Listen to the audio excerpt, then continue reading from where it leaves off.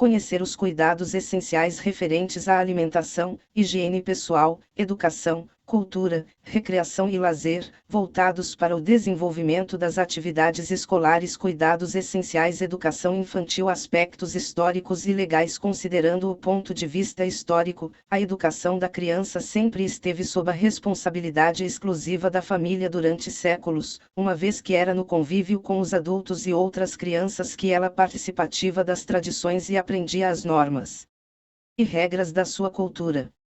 A trajetória de educação infantil sempre esteve ligada ao conceito de infância que o homem construiu ao longo da história, e consequentemente às políticas voltadas para esta faixa etária. Na sociedade medieval, segundo Farias 22, o sentimento de infância não existia, por isso não se considerava a criança com suas características particulares, próprias da sua idade. Ela era considerada um adulto em miniatura, e, por essa razão, assim que tinha condições de viver sem os cuidados constantes de sua mãe ou ama, ingressava na sociedade dos adultos e não se distinguia destes, participando de jogos e situações de procedência tipicamente adulta.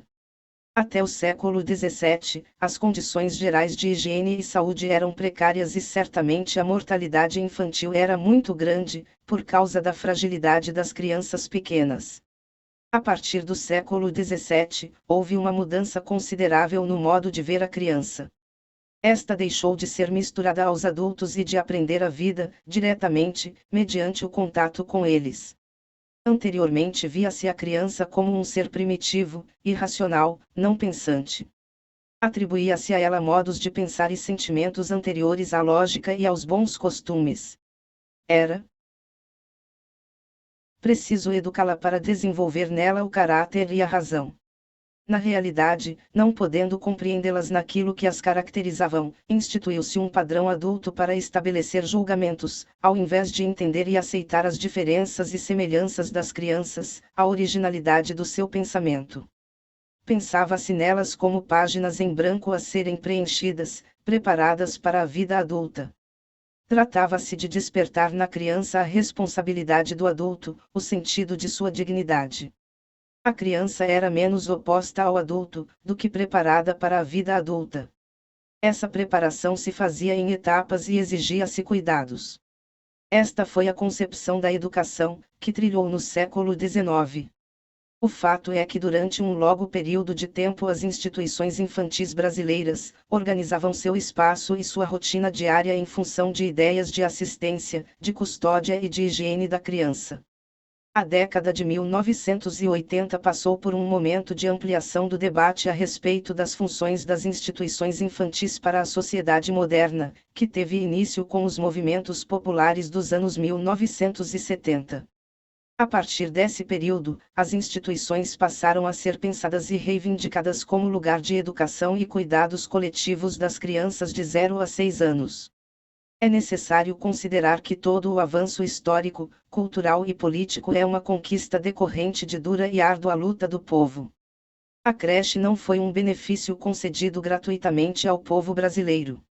Foi uma conquista dos operários que, organizados, passaram a protestar contra as precárias condições de vida e de trabalho.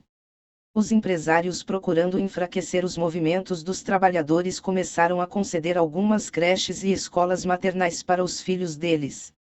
Segundo Ritzine 23, no estado de São Paulo, em fins de 1920, a legislação previa a instalação de escolas maternais, com a finalidade de prestar cuidados aos filhos dos operários, preferencialmente junto às fábricas que oferecessem local e alimento para as crianças. As poucas empresas que se propunham a atender aos filhos de suas trabalhadoras o faziam desde o berçário, ocupando-se também da instalação de creches. De acordo com Oliveira e ao 24, somente a Consolidação das Leis de Trabalho, CLT, criada por Getúlio Vargas em 1943, é que prevê a organização de berçários pelas empresas com a intenção de cuidar das crianças no período de amamentação. O direito da criança brasileira à creche, como instituição educacional, está garantido, restando, de agora em diante, definir, com clareza, seu papel social, a direção educacional, metodologia de ação pedagógica e até mesmo a adaptação da criança entregue a essas instituições. É grande o desafio a ser enfrentado pelos profissionais das creches, tanto em termos de definição de objetivos e função social em relação às crianças pequenas, estratégias de trabalho, condições de trabalho, interação criança-professor, criança-criança, período de adaptação da criança à nova realidade, creche, enfim, toda uma nova gama de ressignificações necessárias e urgentes.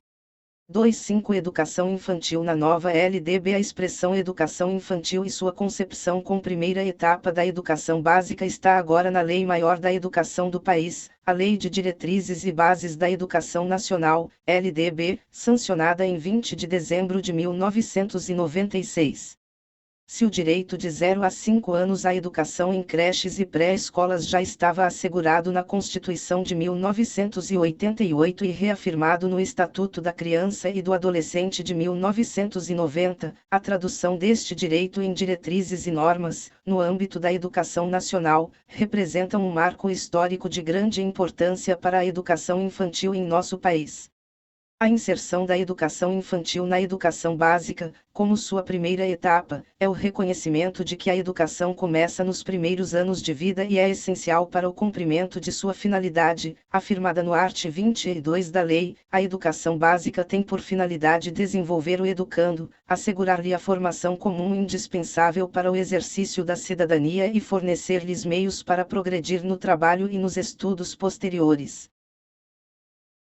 A educação infantil recebeu um destaque na nova LDB, inexistente nas legislações anteriores.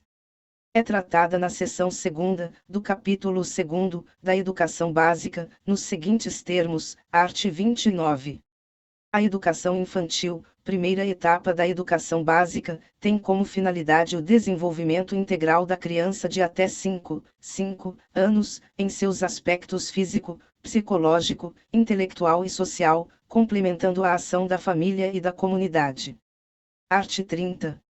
A educação infantil será oferecida em conhecer os cuidados essenciais referentes à alimentação, higiene pessoal, educação, cultura, recreação e lazer, voltados para o desenvolvimento das atividades escolares e creches, ou entidades equivalentes, para crianças de até 3 anos de idade, segunda, pré-escolas, para as crianças de 4 a 5 anos de idade. Art. 31. A educação infantil será organizada de acordo com as seguintes regras comuns, e avaliação mediante acompanhamento e registro do desenvolvimento das crianças, sem o objetivo de promoção, mesmo para o acesso ao ensino fundamental. Segunda, carga horária mínima anual de 800 horas, distribuída por um mínimo de 200 dias de trabalho educacional. Terceira, atendimento à criança de, no mínimo, 4 horas diárias para o turno parcial e de 7 horas para a jornada integral. Quarta, controle de frequência pela instituição de educação pré-escolar, exigida a frequência mínima de 60% do total de horas. V. Expedição de documentação que permita atestar os processos de desenvolvimento e aprendizagem da criança. Da leitura desses artigos, é importante destacar, além do que já comentamos a respeito da educação infantil como primeira etapa da educação básica, a necessidade de que a educação infantil promova o desenvolvimento do indivíduo em todos os seus aspectos, de forma integral e integrada, constituindo-se no alicerce para o pleno desenvolvimento do educando. O desenvolvimento integral da criança na faixa etária de 0 a 6 anos torna-se imprescindível e inseparável das funções de educar e cuidar. Sendo a ação da educação infantil complementar à da família e à da comunidade, deve estar com essas articuladas, o que envolve a busca constante do diálogo com as mesmas, mas também implica um papel específico das instituições de educação infantil no sentido de ampliação das experiências, dos conhecimentos da criança, seu interesse pelo ser humano, pelo processo de transformação da natureza e pela convivência em sociedade. Além da seção específica sobre a educação infantil, a LDB define em outros artigos aspectos relevantes para essa etapa da educação. Assim, quando trata da organização da educação nacional, capítulo 4, estabelece o regime de colaboração entre a União, os estados e os municípios na organização de seus sistemas de ensino. É afirmada a responsabilidade principal do município na educação infantil, com o apoio financeiro e técnico de esferas federal e estadual. Uma das partes mais importantes da LDB é a que trata dos profissionais da educação. São 7 artigos que estabelecem diretrizes sobre a informação e a valorização destes profissionais. Define o art. 62 que a formação de docentes para atuar na educação básica far-se-á em nível superior, em curso de licenciatura, de graduação plena, em universidades e institutos superiores de educação, admita para formação mínima para o exercício do magistério na educação infantil e nas 4 primeiras séries do ensino fundamental, a oferecida em nível médio, na modalidade normal. Papel da creche na formação da criança. As práticas desenvolvidas entre adultos e crianças de 0 a 3 anos, no contexto das creches, são relações humanas permeadas por múltiplas influências. Dentre elas, Barreto 26 destaca diversos aspectos interligados, tais como os princípios e valores constituídos em uma esfera cultural, no interior das famílias e das comunidades locais, os movimentos sociais que fortaleceram esta instituição como um local de referência para mulheres trabalhadoras e seus filhos, e, ainda, as contribuições de estudiosos e pesquisadores, que definem tendências teóricas que irão contribuir para a construção dos modelos educacionais adotados.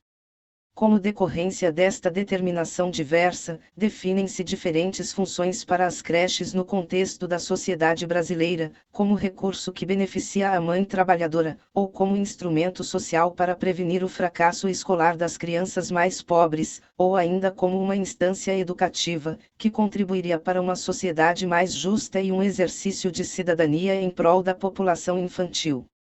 Para Garcia 27, o ambiente tem um impacto poderoso na criação das crianças, isso implica na forma como elas vão se socializando e adquirindo conhecimento. Em cada fase do relacionamento entre crianças e família, observa-se muitas características de prazer e de dificuldade que geram comportamentos desorganizados. As mudanças que ocorrem durante a infância são mais amplas e aceleradas do que qualquer outra que venha a ocorrer no futuro. Sendo que dos 3 aos 6 anos as crianças vivem a segunda infância, período que corresponde aos anos pré-escolares. Nesta fase, segundo Rocha e al. 28, a aparência das crianças muda, suas habilidades motoras e mentais florescem e sua personalidade torna-se mais complexa. Todos os aspectos do desenvolvimento físicos, cognitivos e psicossociais continuam interligados. À medida que os músculos passam a ter controle mais consistente, as crianças podem atender mais suas necessidades pessoais, como a higiene e o vestir-se, ganhando, assim, maior senso de competência e independência. Logo, as atividades físicas são importantes.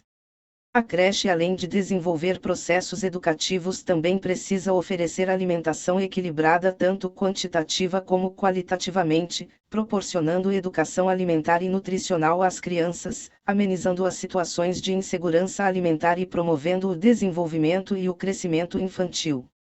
O cuidar e o educar são indissociáveis, são ações intrínsecas, portanto é de fundamental importância que as instituições de educação infantil incorporem de maneira integrada as funções de cuidar e educar, não mais diferenciando, nem hierarquizando os profissionais e instituições que atuam com crianças pequenas ou aqueles que trabalham com as de mais idade. Cuidar e educar ou educar e cuidar. As crianças que frequentam creches vivenciam a socialização primária concomitante com a secundária, ou seja, o que antes era de responsabilidade exclusiva das famílias agora é compartilhado e é parte significativa das funções dos professores. O fenômeno, decorrente da crescente inserção da mulher no mundo do trabalho formal associada à urbanização e aos novos arranjos familiares, requer que os professores ampliem suas competências para cuidar e educar nos diversos ciclos de ensino e situações cotidianas. 29. O cuidar e educar da primeira infância começa pela criação de um ambiente facilitador, aqui entendido como um espaço e as relações nele estabelecidas, da constituição saudável da pessoa. Os bebês humanos nascem com a sensibilidade de olhar, reconhecer e reagir às expressões faciais, gestuais e vocais daqueles que cuidam deles. Caso não haja reciprocidade, eles se fecham ao contato, o que significa um risco para o desenvolvimento saudável. A relação dialógica entre a pessoa que cuida e a criança constrói relações de apego e o sentido de pertencerem a um lugar social, processo fundamental para o desenvolvimento da identidade que compõe uma fase denominada socialização primária. As crianças que frequentam instituições de educação infantil, desde bebês, vivenciam esse processo tanto no âmbito da família, seja qual for sua conformação e dinâmica, como na relação com os professores. Embora sejam processos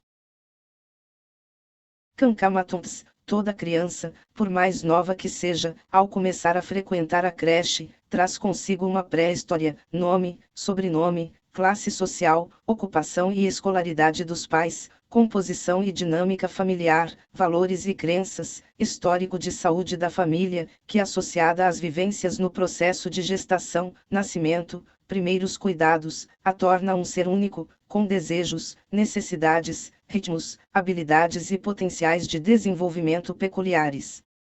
Cada família tem vivências, conhecimentos, crenças e valores que se expressam nos jeitos de cuidar e educar, que vão sendo percebidos e assimilados pelas crianças, constituindo um repertório utilizado por elas para lidarem com outras situações de cuidado, em outros espaços sociais. Quando as atitudes e procedimentos de cuidado realizados pelas famílias e professores são muito diferentes, é possível o surgimento de conflitos que precisam ser explicitados e negociados, para que as crianças se sintam seguras e capazes de lidar com os dois ambientes.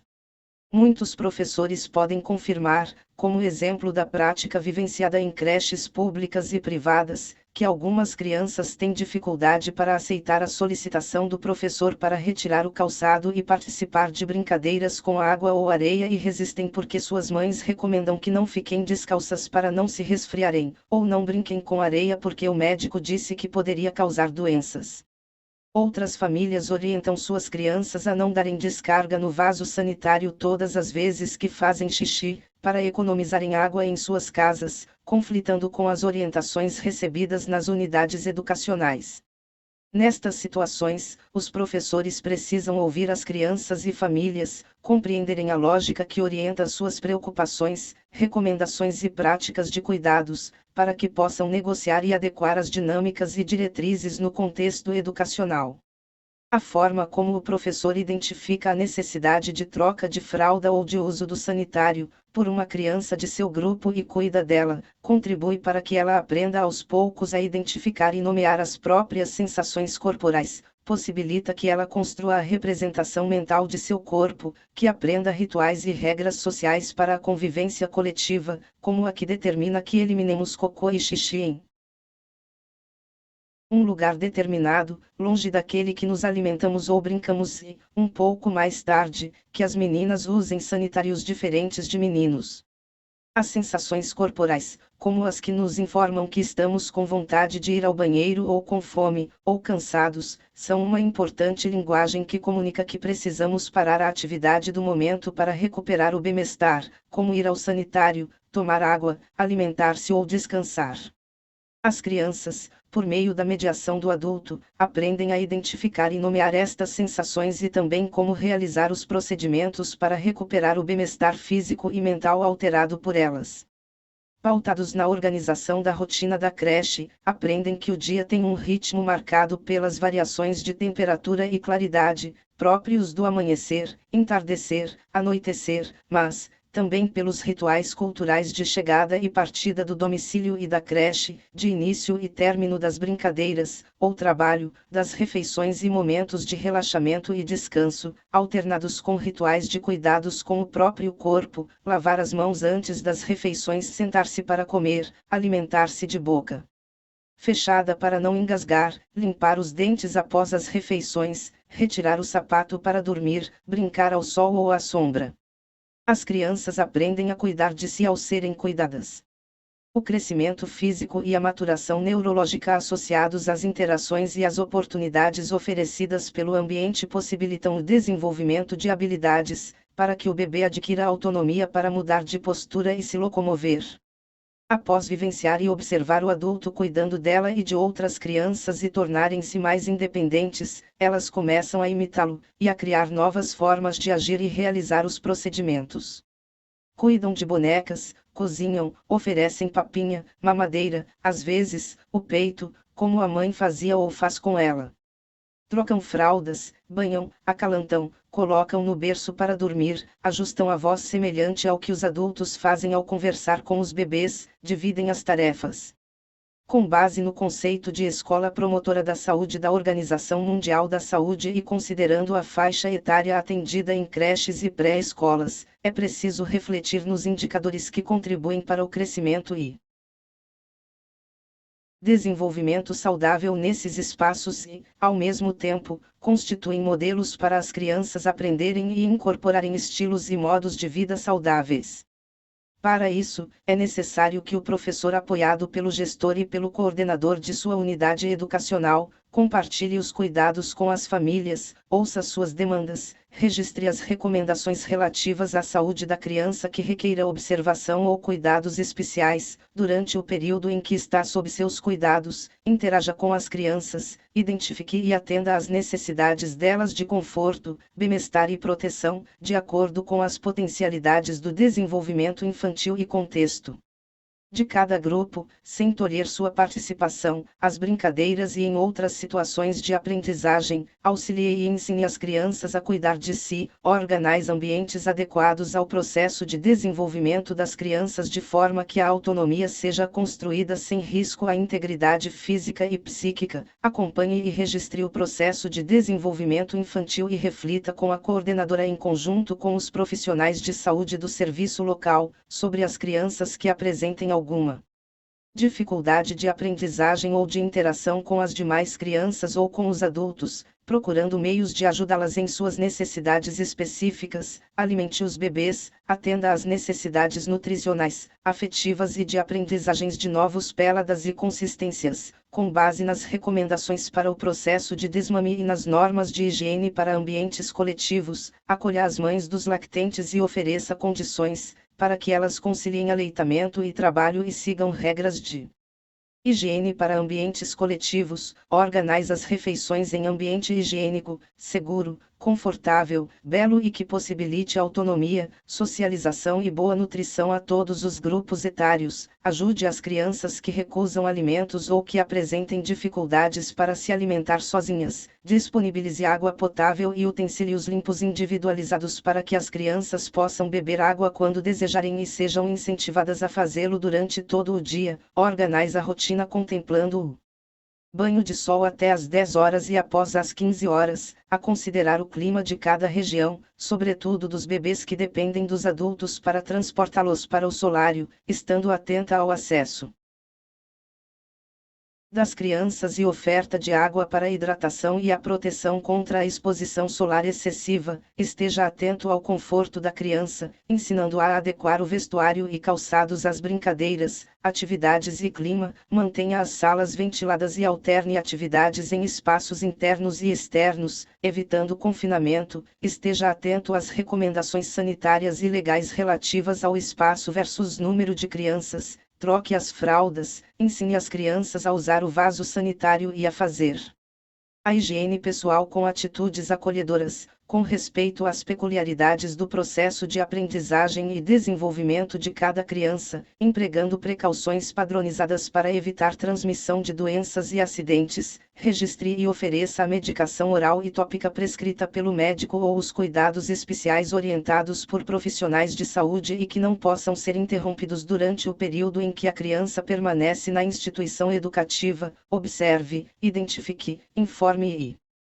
procure ajuda nas situações em que reconhece que a criança apresenta alteração no estado de saúde, febre, traumas, dor, diarreia, cansaço ao respirar, manchas na pele, mal-estar geral, alterações no crescimento e desenvolvimento, de acordo com as diretrizes da instituição, informe o gestor para que ele notifique a unidade básica de saúde, de acordo com a legislação específica, a suspeita de crianças ou profissionais da unidade educacional com doenças transmissíveis ou aumento do número de crianças com problemas de saúde, certifique-se da segurança e higiene dos brinquedos, esteiras, almofadas, lençóis, trocadores, banheiras, objetos e materiais de uso pessoal e coletivo, segundo as normas sanitárias específicas para creches e pré-escolas, e assegure que as áreas interna e externa estejam organizadas e seguras para as crianças de todos os grupos, evitando acidentes e disseminação de doenças e ensine o cuidado com o ambiente e indissociabilidade entre educar,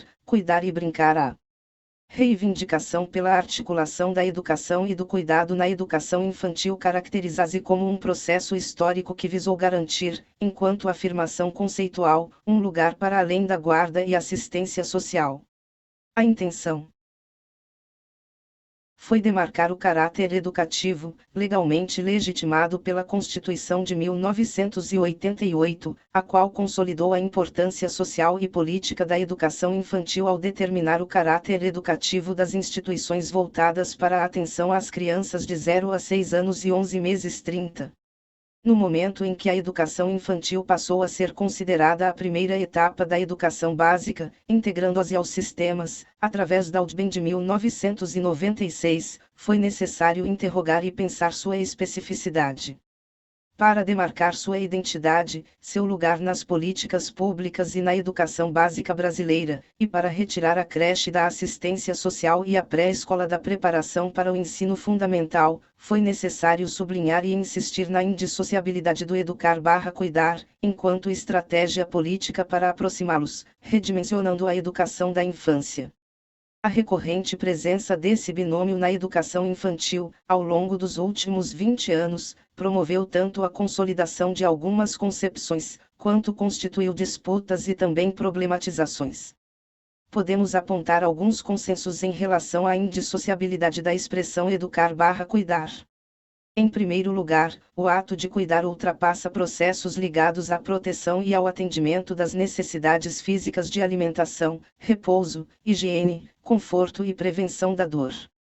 Cuidar exige colocar-se em escuta às necessidades, aos desejos e inquietações, supõe encorajar e conter ações no coletivo, solicita apoiar a criança em seus devaneios e desafios, requer interpretação do sentido singular de suas conquistas no grupo, implica também aceitar a lógica das crianças em suas opções e tentativas de explorar movimentos no mundo. Em segundo lugar, cuidar e educar significa afirmar na educação infantil a dimensão de defesa dos direitos das crianças, não somente aqueles vinculados à proteção da vida, à participação social, cultural e política, mas também aos direitos universais de aprender a sonhar, a duvidar, a pensar, a fingir, a não saber, a silenciar, a rir e a movimentar-se.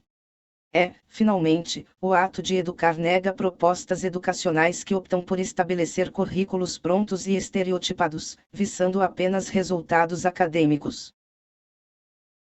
que dificilmente conseguem atender à especificidade dos bebês e das crianças bem pequenas como sujeitos sociais, históricos e culturais, que têm direito à educação e ao bem-estar.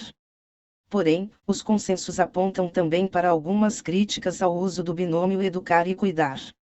Se insistirmos na afirmação das duas palavras, sugerimos que essas ações sejam separadas e possam ser cumpridas por diferentes profissionais, legitimando a existência de um professor e um auxiliar. Os professores, ocupados com o caráter instrucional, contar histórias, fazer trabalhos, enquanto, no âmbito da assistência, o auxiliar envolvido com as trocas de roupa, a alimentação e a saúde. Há, ainda, no debate em torno do binômio educar/cuidar, uma disputa pela obtenção da hegemonia entre os dois termos. A ascendência do termo cuidado sobre o termo educação surge principalmente dos argumentos da filosofia, os quais defendem que todas as relações e interações entre os sujeitos pressupõem o cuidado. O cuidado, como modalidade específica das relações entre os humanos, é necessário para a sobrevivência. Assim, todas as práticas cotidianas são cuidadas, os cuidados básicos, os cuidados com os ambientes coletivos físico, natural e social.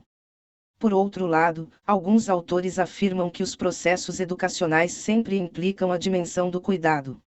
Esse debate está apenas começando e as argumentações de ambos os lados são pertinentes e consistentes. Alguns autores sugerem que, talvez, o uso da expressão cuidados educacionais ponha sob melhor foco o entendimento da indissociabilidade dessas dimensões. Ações como banhar, alimentar, trocar, ler histórias, propor jogos e brincadeiras e projetos temáticos para se conhecer o mundo são proposições de cuidados educacionais, ou ainda significam uma educação cuidadosa. Brincadeira. O respeito incondicional ao brincar e a brincadeira é uma das mais importantes funções da educação infantil, não somente por ser no tempo da infância que essa prática social se apresenta com maior intensidade, mas, justamente, por ser ela a experiência inaugural de sentir o mundo e experimentar-se, de aprender a criar e inventar linguagens. Através do exercício lúdico da liberdade de expressão.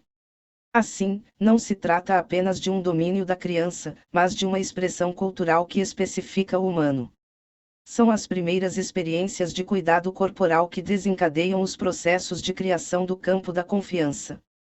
Essa confiabilidade se manifesta na presença de cuidados atentos e seguros, que protegem o bebê, assim como na proposição de um ambiente que favorece o êxito das ações desencadeadas por ele, proporcionado pela constante proximidade do adulto que responde às solicitações de interação e segue o ritmo do bebê. O importante é que o bebê possa conduzir e o adulto se deixe conduzir, estabelecendo seu direito a uma atitude pessoal desde o começo. É esse o princípio da autonomia, porém o adulto, ou qualquer outro interlocutor, também pode, e deve oferecer complementos e desafios. Nessa perspectiva, aprender a estar só é uma conquista da criança, baseada na confiabilidade e no ambiente favorável no qual possa se manifestar. Desafiando os limites da segurança, gradualmente ela encontra nessa confiança a necessária sustentação para abandonar o conforto da proteção e se lançar em sua aventura com o mundo. Antes de brincar com objetos, o bebê brinca consigo mesmo, com a mãe, o pai, os irmãos e outras pessoas. Antes de poder segurar algo nas mãos, já brinca de abrir e fechar os olhos, fazendo o mundo aparecer e desaparecer. O bebê, desde suas primeiras experiências lúdicas de explorações e experimentações sensoriais e motoras, nos mostra uma das mais importantes características do brincar e das brincadeiras: as crianças brincam porque gostam de brincar, e é precisamente no divertimento que reside sua liberdade e seu caráter profundamente estético. Esse divertimento resiste a toda análise e interpretação lógicas, porque se é cura na dinâmica de valorar e significar o vivido através da imaginação, mostrando que somos mais do que simples seres racionais. Brincar, jogar e criar estão intimamente relacionados, pois iniciam juntos. O brincar é sempre uma experiência criativa, uma experiência que consome um espaço e um tempo, configurando uma forma básica de viver. Um momento significativo no brincar é aquele da admiração, no qual a criança surpreende a si mesma. Nas práticas culturais que definem a atividade lúdica em cada grupo social, e em cada brincadeira em particular, a criança pequena aprende brincando, brincando e as complexificando e brincando as utiliza em novos contextos, sozinha ou com outras crianças. A presença de uma cultura lúdica pré-existente torna possível o brincar como uma atividade cultural que supõe aprendizagens de repertórios e vocabulários que a criança opera de modo singular em suas brincadeiras e jogos. Assim, os repertórios e o vocabulário de jogo disponíveis para os participantes em um determinado grupo social compõem a cultura lúdica desse grupo e os repertórios e o vocabulário que um indivíduo conhece compõem sua própria cultura lúdica. Os artefatos e as brincadeiras ensinadas pelos adultos, e observadas, imitadas e transformadas pelas crianças, tornam-se o repertório inicial. Assim como a geração adulta é importante na transmissão cultural, as crianças mais velhas também são importantes agentes de divulgação da cultura lúdica ao apresentarem outros repertórios e outros vocabulários. A brincadeira é a cultura da infância, produzida por aqueles que dela participam e acionada pelas próprias atividades lúdicas. As crianças aprendem a constituir sua cultura lúdica brincando. Toda cultura é processo vivo de relações, interações e transformações. Isso significa que a experiência lúdica não é transferível, não pode ser simplesmente adquirida, fornecida através de modelos prévios. Tem que ser vivida, interpretada, co-constituída, por cada criança e cada grupo de crianças em um contexto cultural dado por suas tradições e sistemas de significações que têm que ser interpretados, ressignificados, rearranjados, recriados, incorporados pelas crianças que nesse contexto chegam. Para a constituição de contextos lúdicos é necessário considerar que as crianças ouvem música e cantam, pintam, desenham, modelam, constroem objetos, vocalizam poemas, parlendas e quadrinhas, manuseiam livros e revistas, ouvem e contam histórias, dramatizam e encenam situações, para brincar e não para comunicar ideias. Brincando com tintas, cores, sons, palavras, pincéis, imagens, rolos, água, exploram não apenas o mundo material e cultural à sua volta, mas também expressam e compartilham imaginários, sensações, sentimentos, fantasias, sonhos, ideias, através de imagens e palavras. A compreensão do mundo da criança pequena se faz por meio de relações que estabelece com as pessoas, os objetos, as situações que vivencia, pelo uso de diferentes linguagens expressivas, o movimento, o gesto, a voz, o traço, a mancha colorida. Nesse processo, as escolhas de materiais, objetos e ferramentas que o adulto alcança promovem diferenças no repertório e no vocabulário, na cultura material e imaterial na qual a criança está inserida. Garantir contextos que ofereçam e favoreçam oportunidades para cada criança e o grupo explorarem diferentes materiais e instrumentos através de suas brincadeiras exige dos estabelecimentos educacionais planejamento e organização de espaços e tempos que disponibilizem materiais lúdicos. Assim é necessária a presença de brinquedos, de objetos e materialidades que possam ser transformados, e também áreas externas destinadas a atividades, lugares desafiadores para o desenvolvimento de brincadeiras, bem como, de um modo geral, a preparação de um ambiente físico que convide ao lúdico, às descobertas e à diversidade, e que seja ao mesmo tempo seguro, limpo e confortável, propiciando a atividade e o descanso, o movimento e a exploração minuciosa. Nosso país, além de ter um patrimônio histórico e um patrimônio humano, tem também muitas manifestações culturais que são nosso patrimônio imaterial. A tradição oral brasileira é rica em lendas, contos, personagens, jogos de rua, brinquedos e artefatos feitos com matérias naturais, simples, que se encontram no cotidiano e oferecem traços culturais importantes na construção do pertencimento social. Porém, não bastam espaços, materiais e repertórios adequados, há a necessidade da presença de adultos sensíveis, atentos para transformar o ambiente institucional em um local onde predomina a ludicidade. É necessário que o profissional que atua diretamente com a criança pequena tenha conhecimento sobre a cultura lúdica, um amplo repertório que possa ser oferecido às crianças nas diversas circunstâncias e, principalmente, compartilhe a alegria, a beleza e a ficção da brincadeira. O adulto, ao ser tocado em seu poder de reaprender a espantar-se e maravilhar-se, torna este momento de aprendizado, um momento de regozijo entre ele e as crianças. Tal compreensão implica abandonar práticas habituais em educação, romper com a concepção de educação como fabricação, dizendo às crianças como devem ser, pensar, agir e o que devem saber. É o desafio de abandonar a ideia de educação como formatação, previamente definindo os caminhos para as crianças. A compreensão de que a dinâmica do mundo contemporâneo nos propõe muitas incertezas para o futuro, e que estas somente podem ser parcialmente solucionadas, torna-se importante pensar a ação educativa em sua dinâmica contraditória e viva, pois imersa na cultura. Esta situação exige um grupo de adultos, pais, professores, gestores e profissionais, atualizados e atentos às suas opções, escolhas e decisões. Rotina. É praticamente impossível a reflexão sobre a organização do tempo na educação infantil sem incluir a rotina pedagógica. Entretanto, é importante enfatizar que a rotina é apenas um dos elementos que compõem o cotidiano, como veremos a seguir. Geralmente, a rotina abrange recepção, roda de conversa, calendário e clima, alimentação, higiene, atividades de pintura e desenho, descanso, brincadeira livre ou dirigida, narração de histórias, entre outras ações. Ao planejar a rotina de sua sala de aula, o professor deve considerar os elementos, materiais, espaço e tempo, bem como os sujeitos que estarão envolvidos nas atividades, pois esta deve adequar-se à realidade das crianças. 3.1. Segundo Barbosa 32, a rotina é a espinha dorsal, a parte fixa do cotidiano, um artefato cultural criado para organizar a cotidianidade. A partir dessa premissa, é importante definir rotina e cotidiano. Rotina é uma categoria pedagógica que os responsáveis pela educação infantil estruturarão para, a partir dela, desenvolver o trabalho cotidiano nas instituições de educação infantil.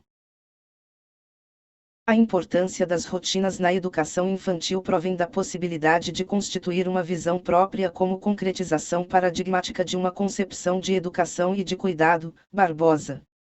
Cotidiano, refere-se a um espaço-tempo fundamental para a vida humana, pois tanto é nele que acontecem as atividades repetitivas, rotineiras, triviais, como também ele é o locus onde há a possibilidade de encontrar o inesperado, onde há margem para a inovação.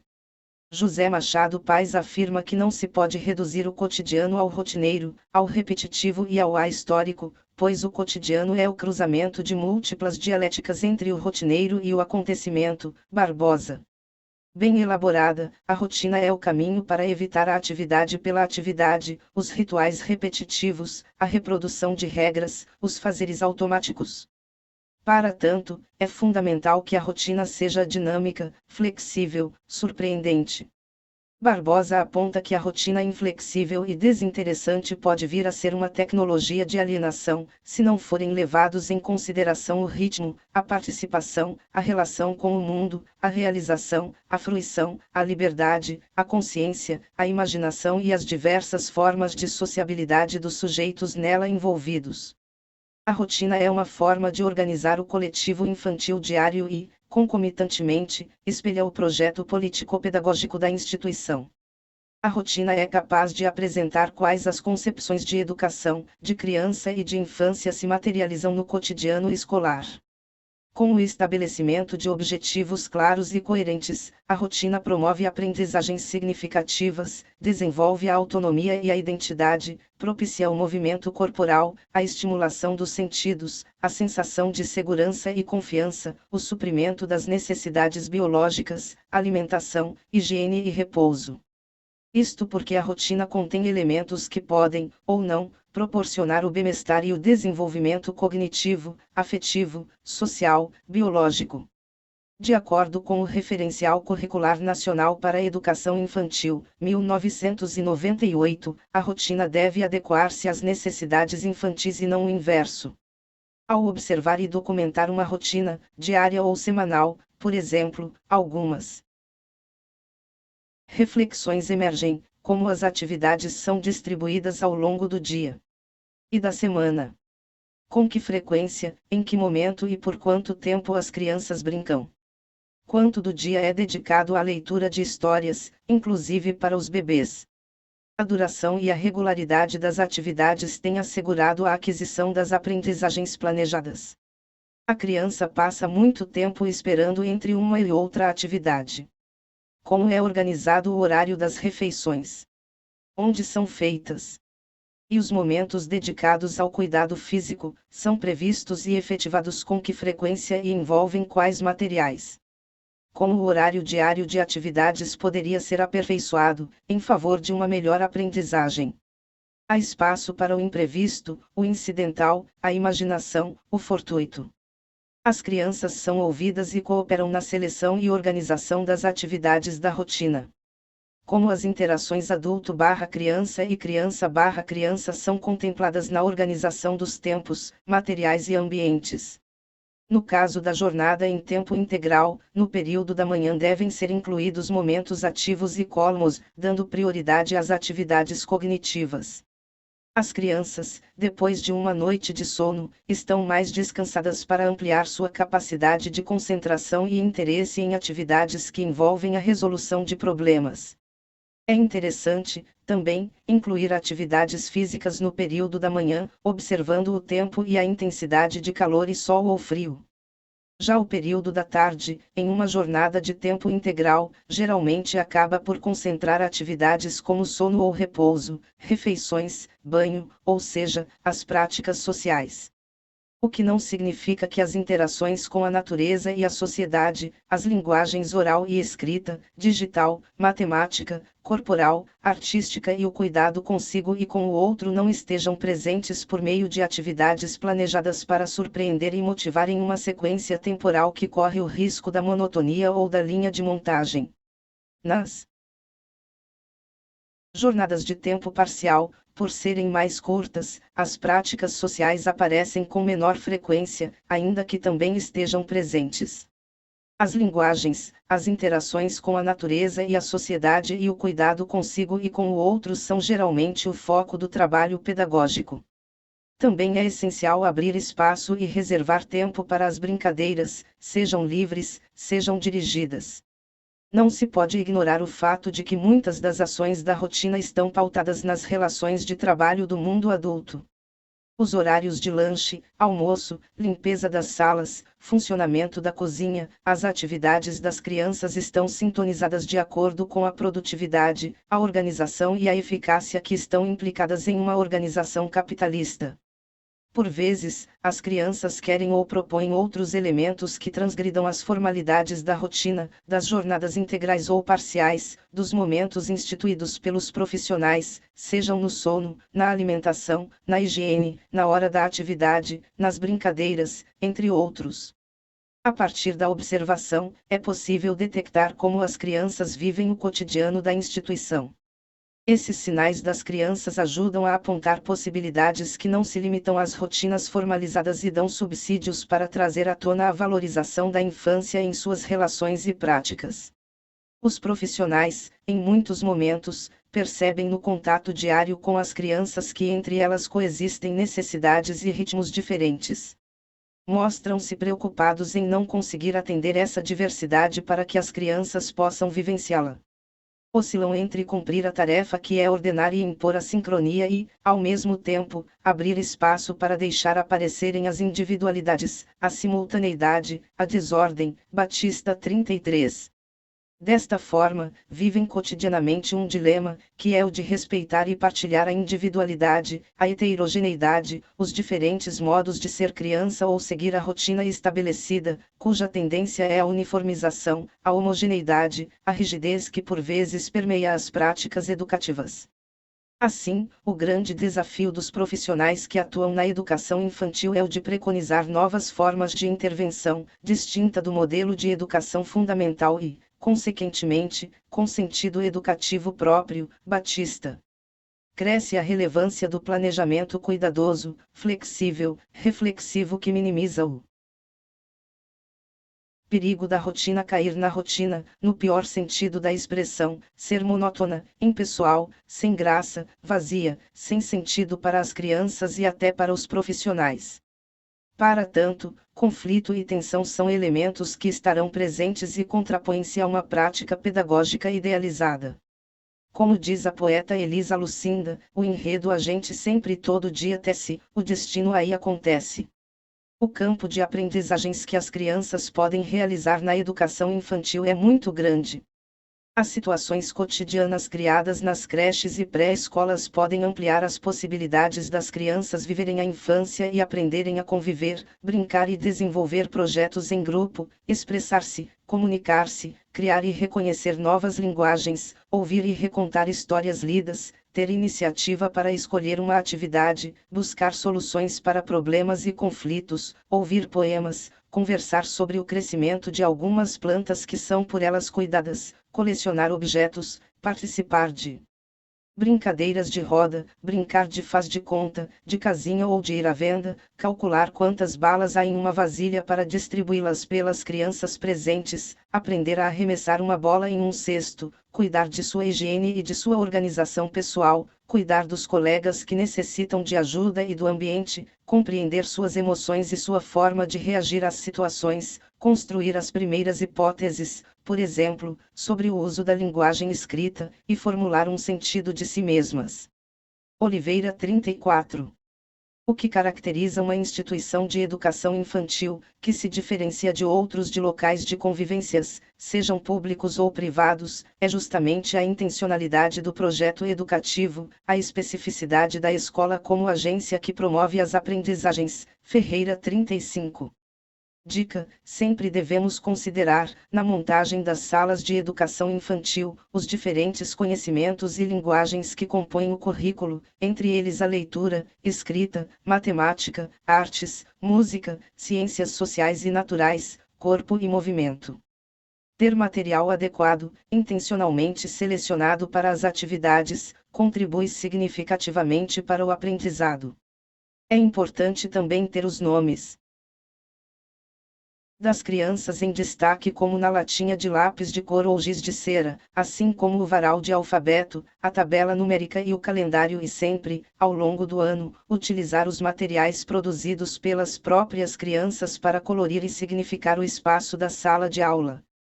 Afetividade. Falar sobre a afetividade na relação interpessoal educador/educando é fundamental para o processo de ensino-aprendizagem e relevante para que o aluno consiga um bom desempenho no seu desenvolvimento.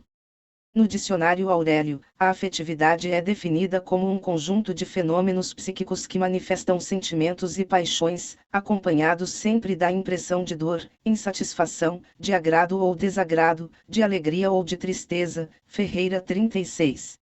Alguns autores, como Saltini 37, definem a afetividade como atitudes, valores, comportamentos moral e ético, desenvolvimento pessoal, desenvolvimento social, motivação, interesse e atribuição, ternura, empatia, sentimentos e emoções.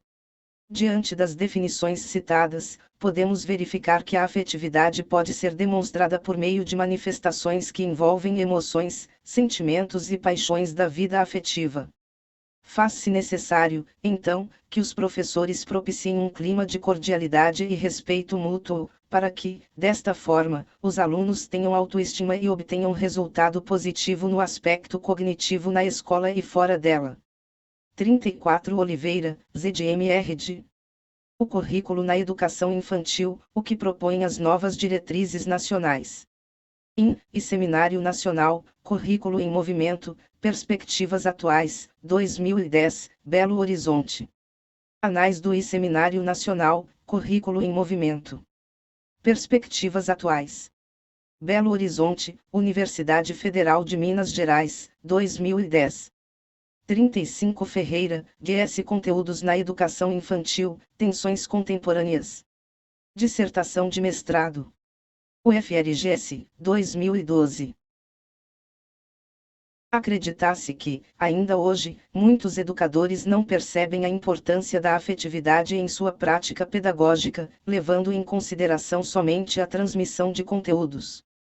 Entretanto, sabemos que a educação está além do aspecto cognitivo. Sabe-se que existem muitas formas de ensinar, pois o ato de educar só se dá com afeto, só se completa com amor. Chalita 38.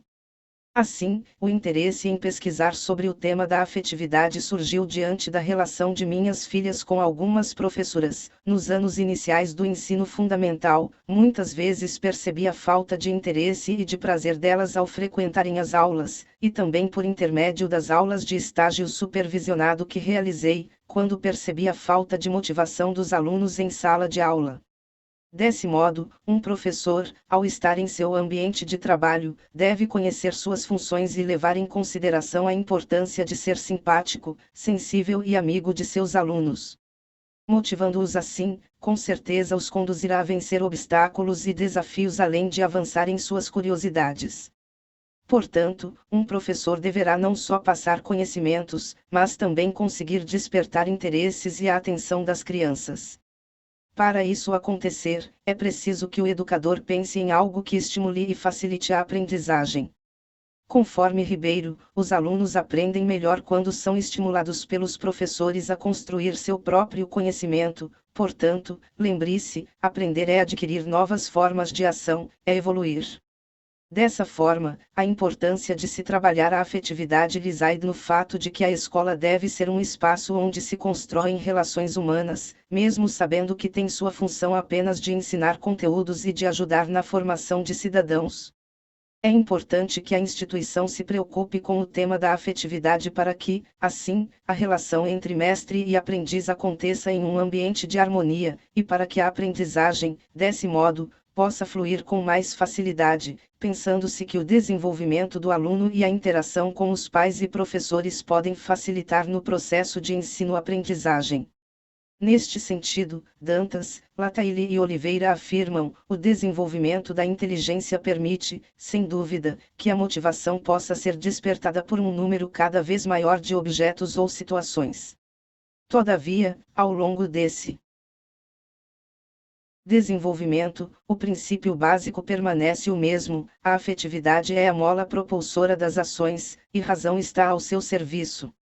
Essa investigação realizou-se por meio de uma pesquisa bibliográfica para a compreensão da importância da afetividade na relação professor-aluno em seu processo de ensino.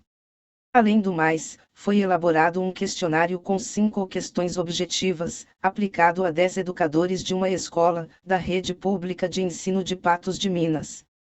Dessa forma, esta pesquisa tem como objetivo conscientizar os educadores sobre a importância do afeto e do amor para o ato de educar, considerando os elementos marcantes na relação pedagógica e na vida do ser humano. É importante mencionar o quanto o mundo de hoje está globalizado, o que tem levado as pessoas a enfrentar sérios problemas como a questão cultural, a tecnologia, os problemas financeiros, as separações de pais, e muitos outros, o que acaba refletindo nas crianças, causando transtornos e prejudicando-as em seu meio escolar. Faz-se importante então o conhecimento por parte do professor das dificuldades de aprendizagem do aluno, podendo elas estar relacionadas ou não com a emoção. Acreditamos que a afetividade é o caminho para se obter bons resultados tanto no desenvolvimento emocional quanto social do educando. Para tanto, um professor precisa saber lidar com situações imprevisíveis, que poderão surgir com a criança. Assim, para exercer sua função, é preciso que o professor não se preocupe apenas com o conhecimento através de informação, mas também com as necessidades de cada aluno, ou seja, com seus sentimentos, como amor, afeto e motivação, para que assim o aluno sinta desejo de aprender.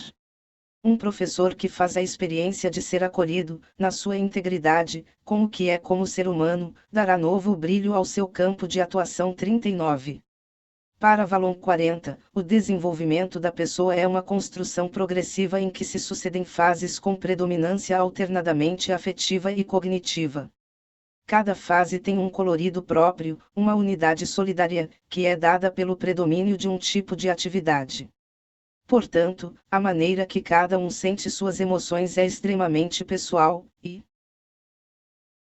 deve ser levada em conta a experiência de vida social e familiar que cada um tem. A escola, representada pelo professor, deve compreender o aluno em seu universo, o que é de grande eficácia para seu trabalho como educador. Na perspectiva de Valon, há 5 estágios de desenvolvimento do ser humano: impulsivo emocional, que abrange o primeiro ano de vida. A predominância da afetividade orienta as primeiras reações do bebê, as pessoas, as quais intercedem na sua relação com o mundo físico, sensório-motor e projetivo, que vai até o terceiro ano. O interesse da criança se volta para a exploração sensório-motora do mundo físico. A aquisição da marcha e da apreensão possibilita-lhe maior autonomia na manipulação de objetos e na exploração de espaços, e outro marco fundamental é o desenvolvimento da função simbólica e da linguagem, personalismo, que ocorre dos 3 aos 6 anos, em que a criança forma sua personalidade. A construção da consciência de si dá-se por meio das interações sociais, reorientando o interesse da criança para as pessoas, definindo o retorno da predominância das relações afetivas, categorial. Por volta dos 6 anos, os progressos intelectuais dirigem o interesse da criança para as coisas, para o conhecimento e conquista do mundo exterior. Dessa forma, é importante a relação entre os atores escolares para a formação integral do sujeito, pois muitos alunos, quando vão à escola, levam problemas que são detectados pelo professor, antes mesmo que na própria família. Contudo, muitas vezes são constatados, condenados ou esquecidos, rapidamente, em função do conhecimento formal, do currículo escolar, não se determinando tempo para o trabalho com a dimensão afetiva do aluno. Segundo Chalita, é importante que o professor tenha entusiasmo, paixão, que vibre com as conquistas de cada um de seus alunos, não discrimine ninguém, não se mostre mais próximo de alguns alunos, deixando os outros à deriva. Para o autor, o professor que se busca construir é aquele que consegue de verdade ser um educador, que conhece o universo do educando, que tenha bom senso, que permita e proporcione o desenvolvimento da autonomia de seus alunos. De acordo com Silva, a escola comete erros porque desconhece as características do funcionamento da mente humana em suas fases de desenvolvimento, era por não conhecer conteúdos culturais que possam contextualizar concretamente os alunos, e era ainda, por desconhecer as histórias de vida de cada um. A partir desses conceitos, é preciso que a educação brasileira aponte para políticas públicas que tenham como meta uma escola de qualidade para todos. Contudo, percebemos que além dos conteúdos ministrados, para uma educação de qualidade, o professor deve estar consciente do seu papel na relação professor/aluno, bem como dos aspectos afetivos para a formação de um cidadão que se relaciona e interaja com os outros. A afetividade é um sentimento gerador de energia que envolve as crianças desde seu nascimento, influenciando em seu processo de aprender, e assim, em sua formação. Nesse sentido, o professor deve acolher seu aluno, e isto é uma habilidade fundamental no que se refere às relações humanas. Para que isso ocorra, é preciso que o professor mude sua postura no ato de educar, tendo clareza de que ensinar é um gesto que deve ser aplicado através de atos como direcionar, oportunizar, orientar, motivar e construir conhecimentos. Deve, também, o educador levar em consideração o importante desejo do aluno de se autodescobrir para aprender, fator imprescindível no início de sua aprendizagem significativa. Com isso, promoverá o desenvolvimento equilibrado dos recursos da inteligência que o aluno tem e não apenas da memória. Acerca desse assunto, Maceto, Apudcolok 41, afirma que quando pensamos em ensinar, as ideias associativas nos levam a instruir, a comunicar conhecimentos ou habilidades, fazer, saber mostrar, guiar, orientar, dirigir ações de um professor que aparece como agente principal e responsável pelo ensino. Assim, sabemos que para ocorrer a aprendizagem, é preciso que seja em uma relação de amizade, solidariedade e respeito mútuo entre professor e aluno. É preciso que a afetividade esteja presente em cada momento, nesse processo, para que possa promover o desenvolvimento integral e harmonioso do educando, para assim, facilitar a aprendizagem através de seus conhecimentos. Além do mais, enfatizando a ideia da importância do ambiente escolar no processo ensino-aprendizagem, Eck Nogueira 42, afirma, o ambiente escolar na sua forma mais clássica, os métodos por muitos empregados e a leitura que alguns professores fazem dos alunos como sendo uma tábula rasa, desprovido de origem, histórias, conhecimentos prévios e que, por consequência, está em sua sala de aula para ouvir passivamente as informações do detentor do conhecimento, são as principais fontes geradoras da desmotivação. Com estes procedimentos educacionais, a possibilidade de o aluno estar ativo ao meio e à ação é totalmente coibida, e desta forma acreditamos que a única motivação intrínseca que o aluno pode ter é a de reagir não aprendendo. Entretanto, é importante ressaltar ainda que os educadores, como profissionais ligados à educação, atuem conscientes de seu dever, tendo em vista que sua responsabilidade se dá pelo fato de estar lidando com pessoas, exigindo por isso que o processo de ensino seja ministrado com seriedade, mas também com afetividade, por ser de suma importância nesse processo.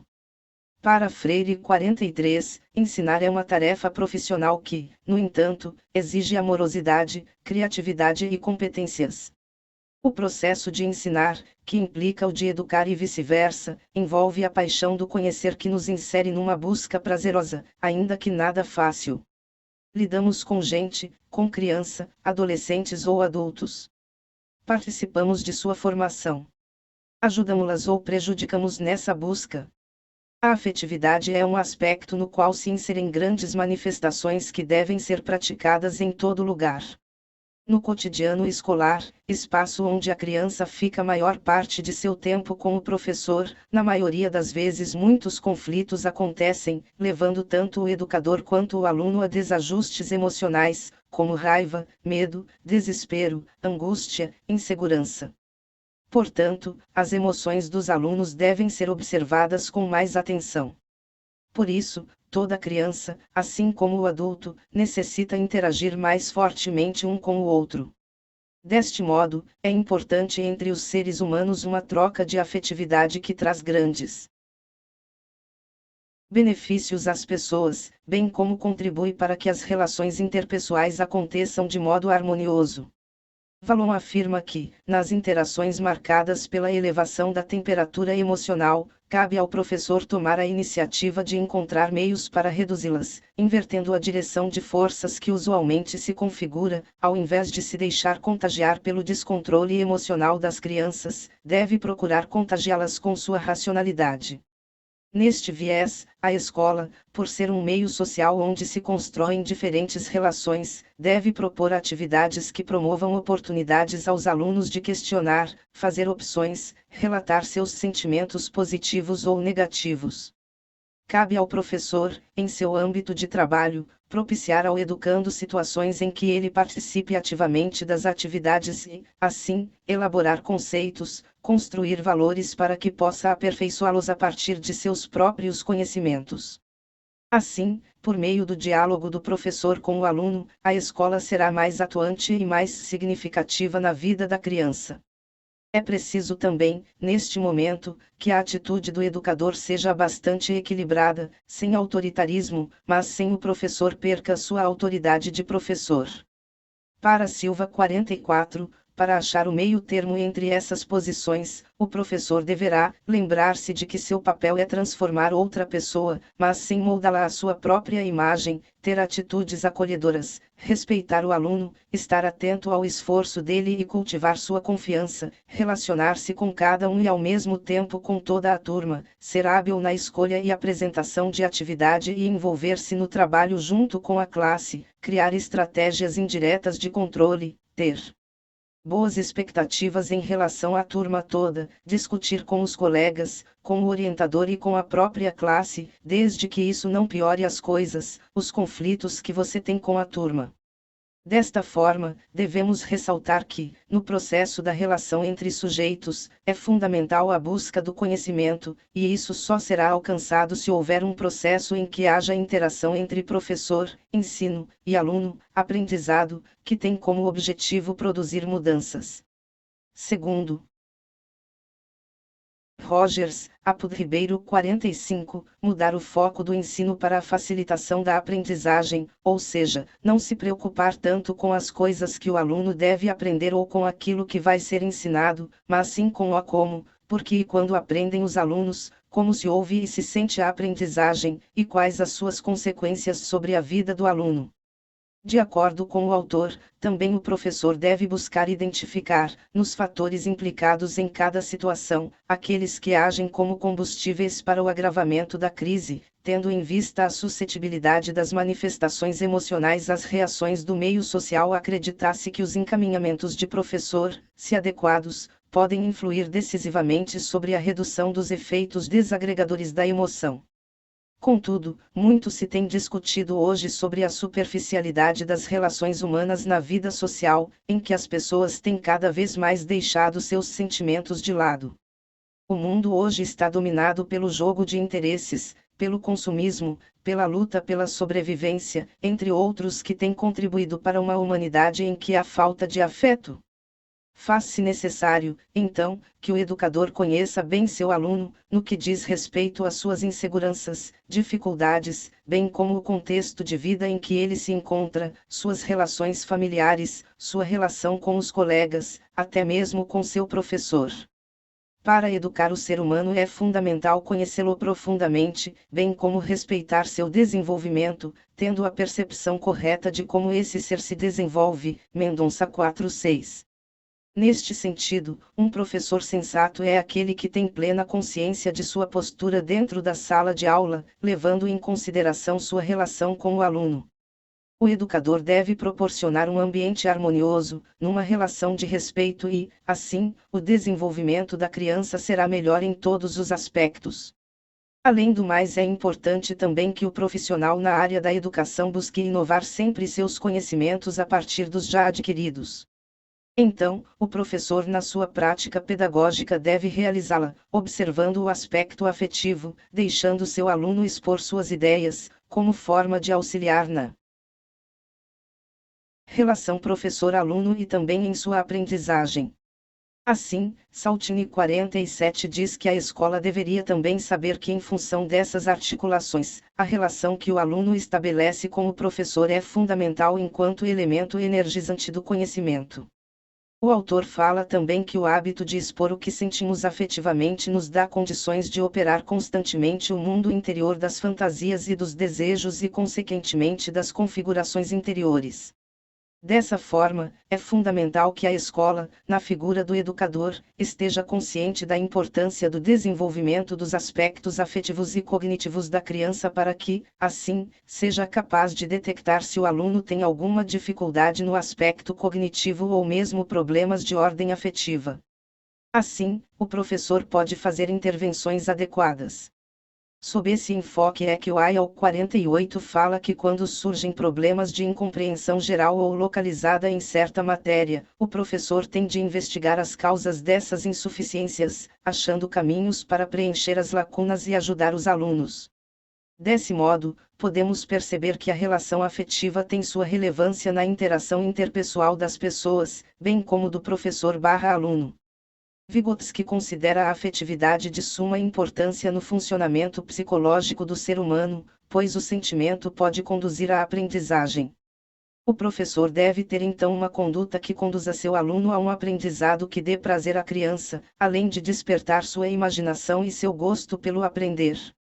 Para Vygotsky, a aprendizagem ocorre, quando associado a uma tarefa que é importante para o indivíduo, que disserto de Filosofia, Ciências e Letras de Patos de Minas, Centro Universitário de Patos de Minas. 47 Saltini, Cláudio J. P. Afetividade e Inteligência, a Emoção na Educação. 3 ed.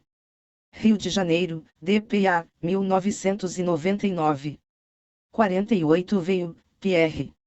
A Criança, o Lar e a Escola. Rio de Janeiro, Civilização Brasileira, 1969. Modo, tem suas raízes no centro da personalidade do indivíduo, o pensamento realista da vida, as experiências emocionais, são muito mais significativas do que a imaginação ou o devaneio. Alimentação. Esta fase é caracterizada pelo amadurecimento da habilidade motora, da linguagem e das habilidades sociais relacionadas à alimentação, sendo este um grupo vulnerável que depende dos pais ou responsáveis para receber alimentação adequada. 49. A fase pré-escolar envolve comportamentos e atitudes que persistirão no futuro, podendo determinar uma vida saudável, à medida que um conjunto de ações que envolvem o ambiente familiar e escolar forem favoráveis ao estímulo e à garantia de práticas alimentares adequadas. As creches devem proporcionar condições de garantia para o desenvolvimento do potencial de crescimento adequado e a manutenção da saúde integral das crianças, envolvendo aspectos educacionais, sociais, culturais e psicológicos.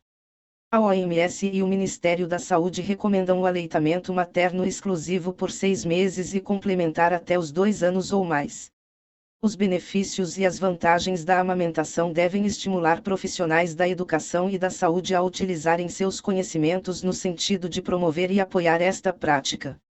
Nas creches, visando contribuir para a manutenção do aleitamento materno pelo maior tempo possível, os líquidos deverão ser oferecidos às crianças em copos ou colheres. Deve-se lembrar que a mãe poderá continuar a amamentar a criança em casa, de manhã e à noite, e deve-se buscar facilitar esta prática, evitando-se o desmame total da criança.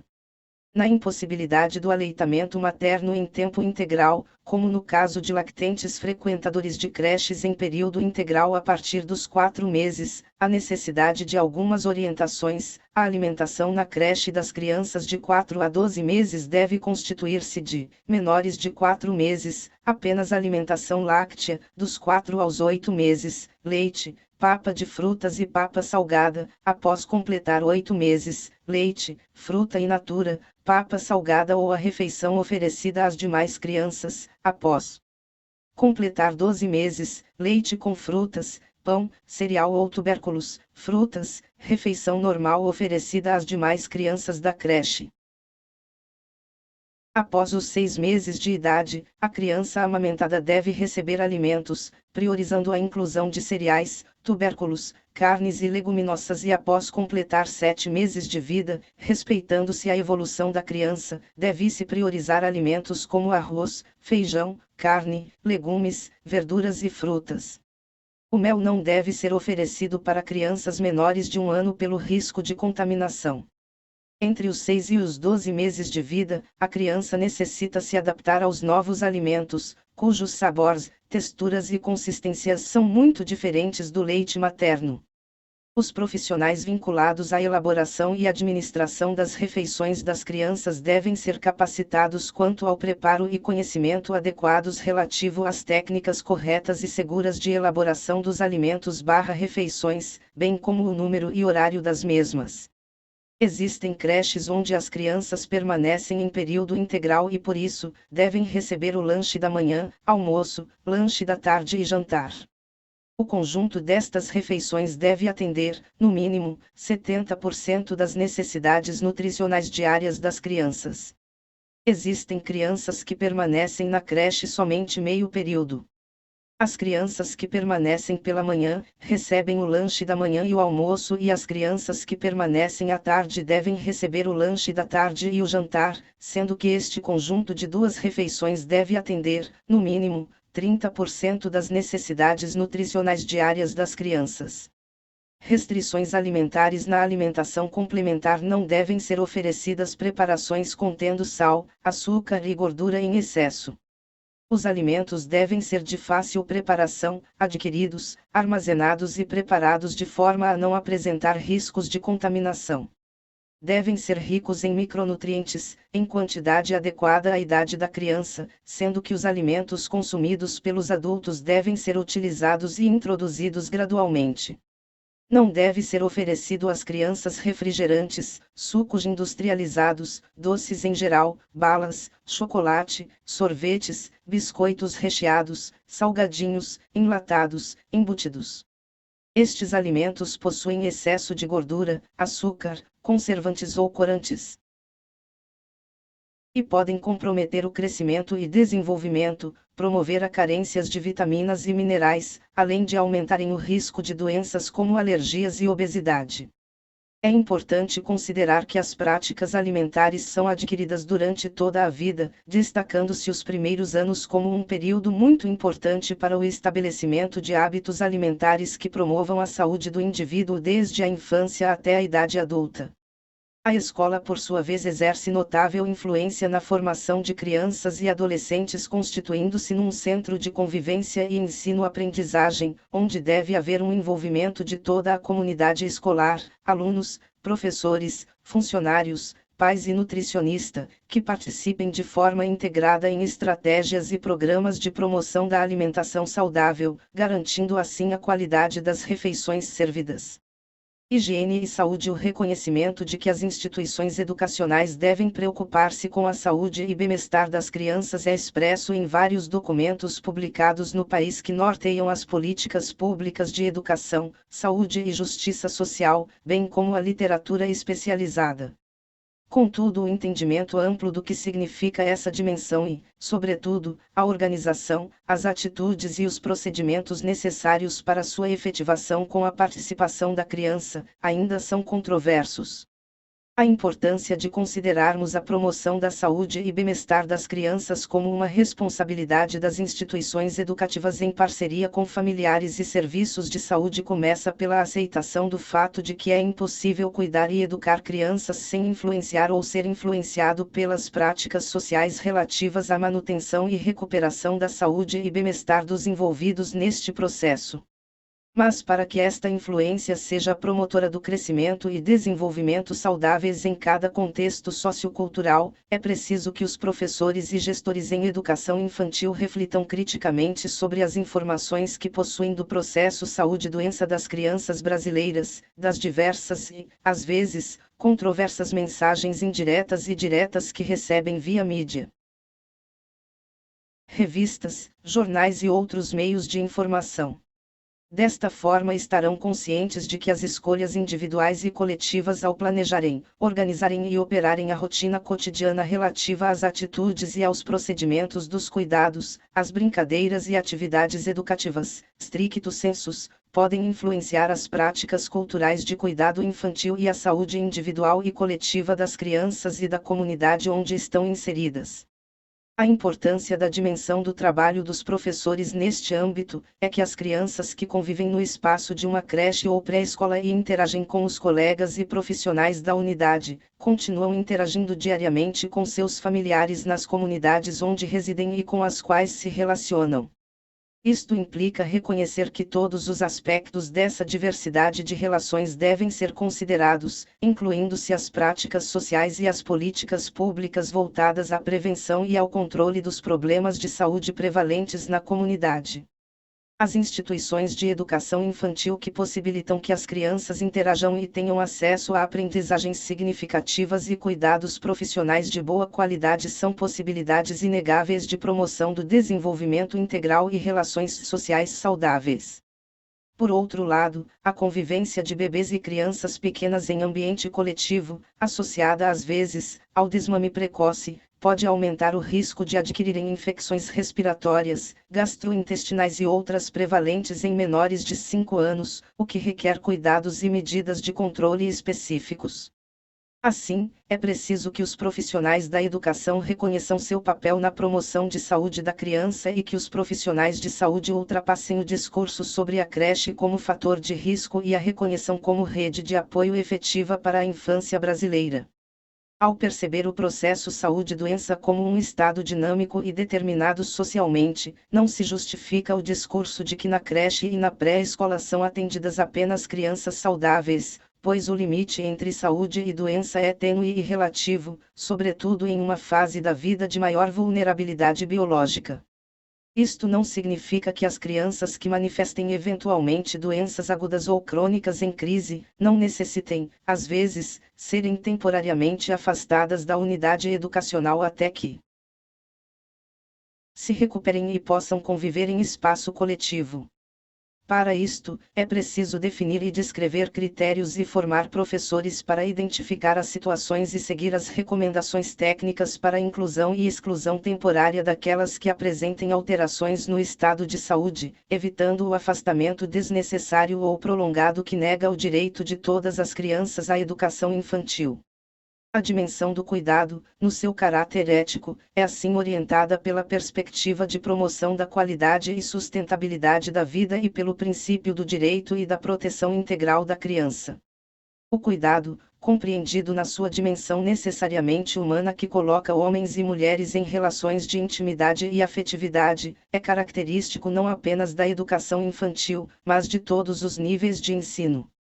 Na educação infantil, todavia, a especificidade da criança bem pequena que necessita do professor até adquirir autonomia para os cuidados de si, expõe de forma mais evidente a relação indissociável do educar e cuidar nesse contexto, parecer CNE/SEB número 20/09, que aponta as diretrizes curriculares nacionais de educação infantil.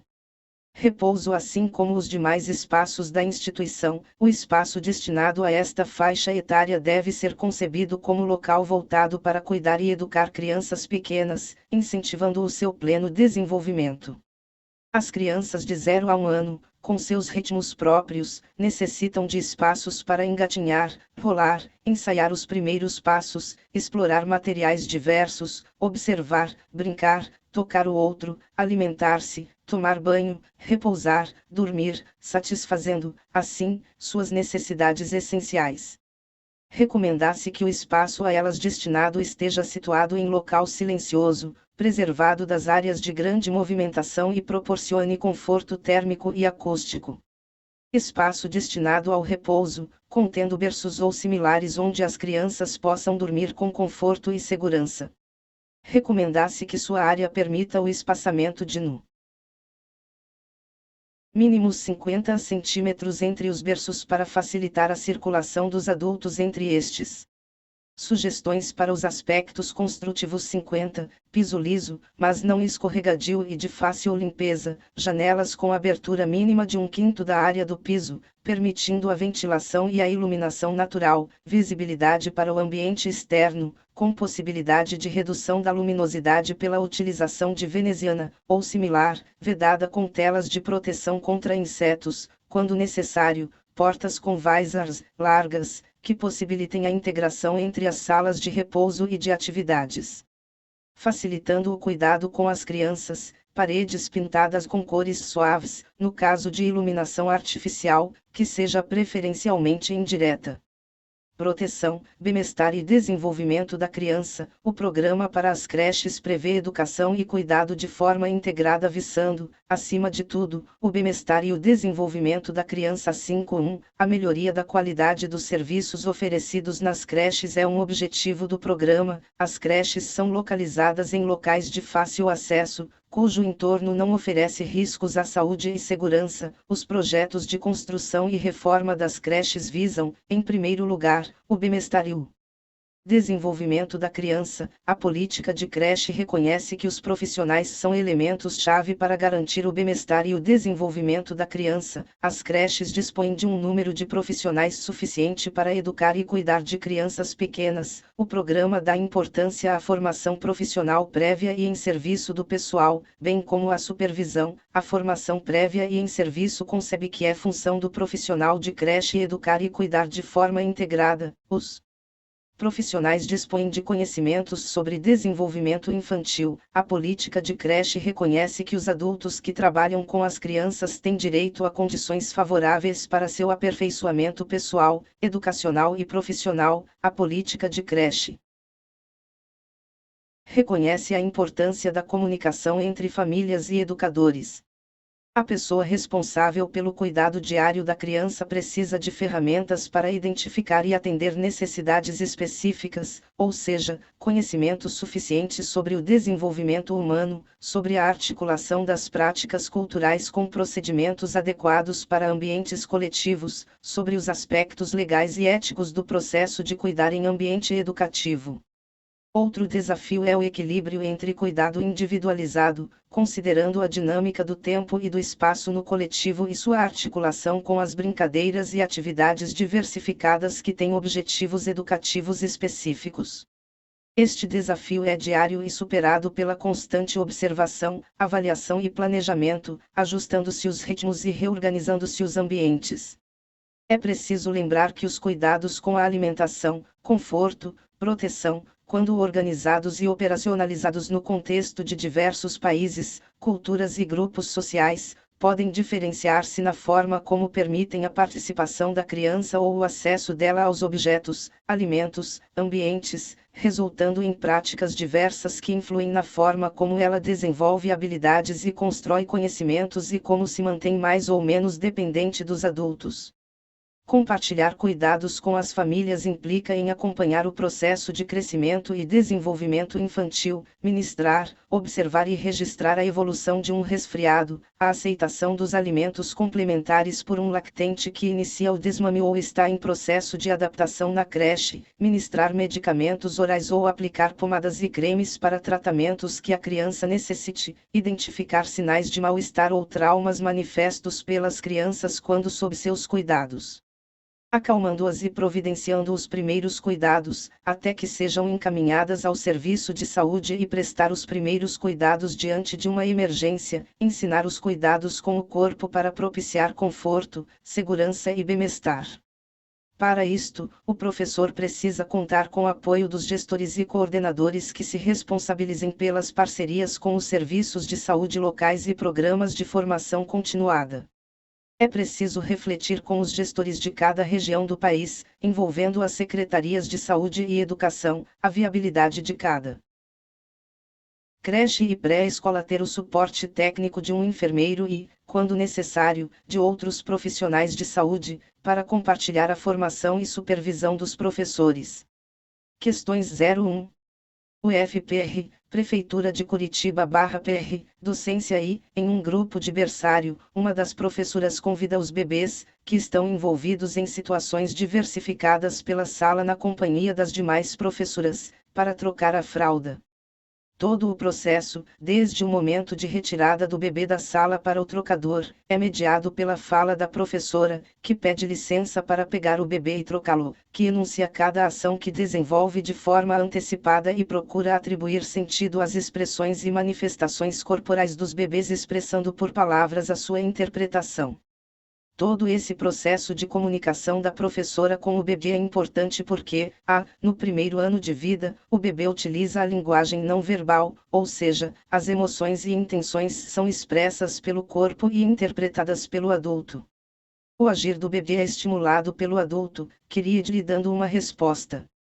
B. A incapacidade do bebê de comunicar aquilo que sente exige que a professora interprete e atribua sentido de acordo com aquilo que intenciona. Assim, o que predomina não são as emoções e intenções do bebê, mas da professora. C. A linguagem oral tem caráter genético, de modo que o trabalho pedagógico com essa linguagem até pode iniciar antes dos 2 anos de idade, mas é só a partir dessa idade que as crianças iniciam o processo de enunciação e desenvolvimento do pensamento, por meio da função generalizante. D. A criança aprende por repetição, tendo em vista que ela, antes dos 2 anos, não capta na linguagem oral uma intenção presente, bem como o tipo de emoção que acompanha a fala dirigida a ela. 02. Prefeitura de Betim/MG, professor de educação infantil, em relação ao cuidar, é correto afirmar, na instituição infantil, o atendente de apoio pedagógico é o responsável exclusivo pelas trocas de fraldas, acompanhamento das crianças ao banheiro, organização da hora do sono e alimentação. B. Embora as crianças tenham necessidades diferentes, os horários de sono e repouso devem ser cumpridos por todos, ao mesmo tempo, a fim de que a instituição se lhe organize. C. Crianças pequenas gostam de se alimentar sozinhas, mas isso não deve ser incentivado porque podem ocorrer desperdícios, assim o educador não saberá se a criança está bem alimentada. D. A organização dos momentos em que são previstos cuidados com o corpo, uso dos sanitários e repouso pode variar, segundo os grupos etários atendidos. 03, CEAR/RN, professor, anos iniciais, IDECAM, analise as afirmativas correlatas. E a criança se desenvolve e se socializa em diferentes espaços. Portanto, segunda. Desenvolvimento e socialização definem o papel da educação infantil. Assinale a alternativa correta. A. As duas afirmativas são falsas. B. A primeira afirmativa é verdadeira e a segunda, falsa. C. A segunda afirmativa é uma justificativa correta da primeira. D. As duas afirmativas são verdadeiras, mas não estabelecem relação entre si. 04. Prefeitura de Betim/MG, professor de educação infantil. A educação infantil é um direito das crianças brasileiras. Em relação à função das instituições de ensino infantil, é correto afirmar que, se prestam ao cuidado de crianças de 0 a 2 anos, substituindo a ação de familiares que não têm disponibilidade para cuidar de seus filhos, por falta de renda ou por trabalhar fora de casa. B. Desenvolvem práticas assistencialistas, reforçando a parceria entre Estado, comunidades carentes e grande capital financeiro. C. Atendem populações de 0 a 6 anos, para oferecer cuidado referente à higiene, à alimentação, à saúde e ao desenvolvimento de atividades psicopedagógicas e lúdicas. D. As creches e pré-escolas existem porque atendem a um direito das famílias, principalmente, das mães trabalhadoras, que precisam ser liberadas das tarefas domésticas. 05, CR/RN, professor, anos iniciais, IDECAN, conceber a criança como o ser social que ela é significa, exceto, a, ocupar um espaço somente geográfico. B. Pertencer a uma classe social determinada. C. Considerar que a criança tem uma história. D. Estabelecer relações definidas segundo seu contexto de origem.